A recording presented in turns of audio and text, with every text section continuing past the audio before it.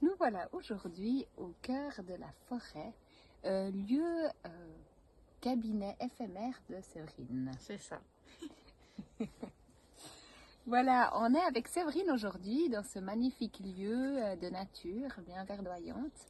Et puis, elle va un petit peu nous parler de qu'est-ce que elle fait dans son activité professionnelle. Est-ce que tu peux nous parler un petit peu de ton parcours? Mon parcours. Alors déjà, quand j'étais petite, j'étais très connectée à la nature. Mon papa, il était agriculteur, donc j'étais au contact de la terre et des saisons. La période des récoltes était très importante pour moi. Les odeurs de la terre, le blé chaud, les choses comme ça me touchait beaucoup. Oui, les moissons, c'était un moment fabuleux pour moi. J'ai adoré ça. Oh, magnifique. Et puis tu habitais, c'était où? Alors j'habitais dans le sud-ouest, près de Toulouse, dans la petite campagne du Lauragais, au bord d'un petit lac. C'est un endroit magnifique. Voilà ton petit accent d'où il vient. C'est ça, du sud de la France. Ok. Et puis comment t'es arrivée à offrir ce que tu proposes aujourd'hui? Mais en fait, j'ai découvert que j'avais cette sensibilité petite, mais après ça s'est fait, ça s'est réveillé surtout après la naissance de mon fils. Et, après sa naissance, j'ai commencé à ressentir des choses que je trouvais ça un peu bizarre. Des papillons sur le nez, des choses comme ça, des ressentis que j'expliquais pas trop. Puis j'ai commencé à chercher des réponses et puis j'ai commencé à faire du Kundalini Yoga pour chanter les énergies. J'ai rencontré des personnes qui m'ont ouvert au chakra, je savais pas trop comment c'était, ces couleurs, où ça se situait, tout ça. Donc j'ai découvert ça, j'avais un élan d'apprendre, de rencontrer des gens qui pouvaient me répondre. Après j'ai été intéressée par le bol tibétain, le chamanisme et ça s'est fait petit à petit. Et j'avais besoin de réponses, toujours des réponses, parce que je ressentais des choses, je voyais des choses, j'entendais des choses que je comprenais pas. Et puis surtout ce corps qui commence à se mouvoir. Et donc je ne comprenais pas ce qui se passait vraiment en fait. Ok, magnifique. Et puis c'est comme ça que tu en es arrivé à proposer en fait un accompagnement, des C'est accompagnements différents.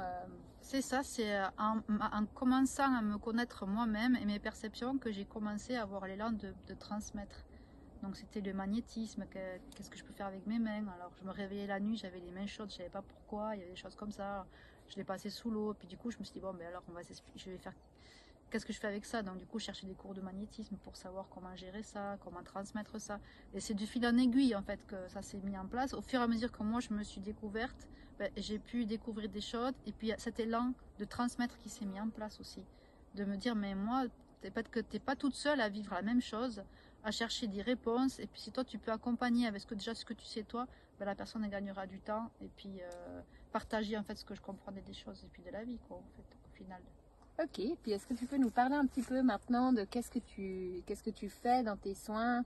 Est-ce que tu les fais toujours à l'extérieur ou pas forcément? Alors, je l'ai fait principalement à l'extérieur parce que je trouve que c'est super important au jour d'aujourd'hui de sortir du cadre de la routine, du cadre de la maison, du cadre des habitudes, et puis de s'offrir un espace de nature, un moment de ressourcement, un espace hors du temps, une pause en fait dans cette course effrénée qu'on vit presque tous aujourd'hui, quoi.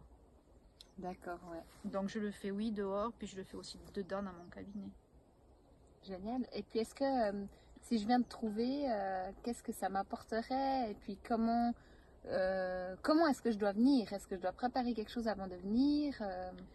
Alors, comment tu dois venir ben, tel que tu es. Et après, préparer. Ce qui est important, c'est être bien hydraté. Parce que, étant donné qu'on joue avec l'énergie du corps, et on va jouer avec, peut-être avec les vibrations, les mouvements, les émotions. Les émotions sont liées avec l'eau, les vibrations résonnent avec l'eau, l'énergie circule avec l'eau. C'est un conducteur. Et donc, pour moi, c'est important que la personne vienne bien hydratée, soit confortable et qu'elle vienne telle qu'elle est. Oui, ça aide la fluidité de l'information en fait C'est ça. à transmettre. Ok. Et puis qu'est-ce que les gens peuvent percevoir comme résultat après un soin avec toi?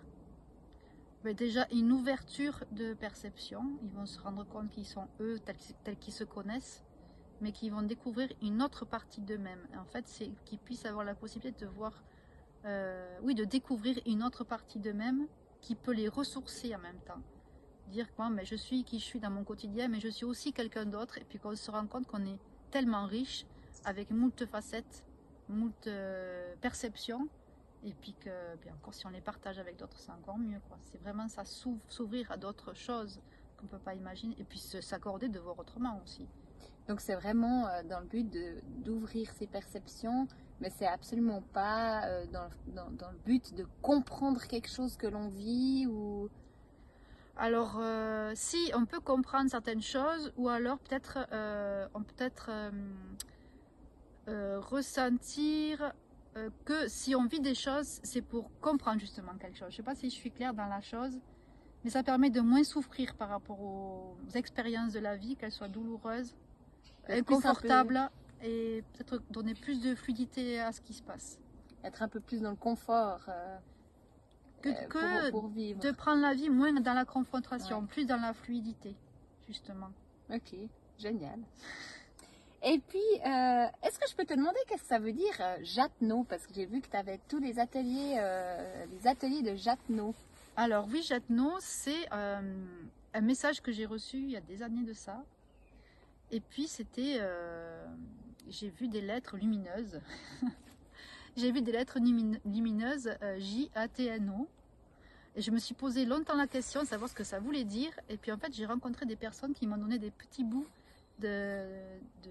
d'interprétation. On m'a dit, ah, ça pourrait dire ça, ça pourrait vouloir ça. Et puis en fait, pour faire un résumé, Jatno, ce serait un message céleste de notre dimension comme quoi, qui se dirait hontage. Moi, j'ai gardé Jatno parce que je trouve que c'est plus facile que hontage. Et puis J-A-T-N-O, en fait, J, c'est dans l'alphabet runique, c'est le J, c'est l'eau. Le A, c'est la lumière. Le T, c'est la connexion à la terre, à l'ancrage. Le O, c'est la création. Et N, c'est le souffle. Et nous sommes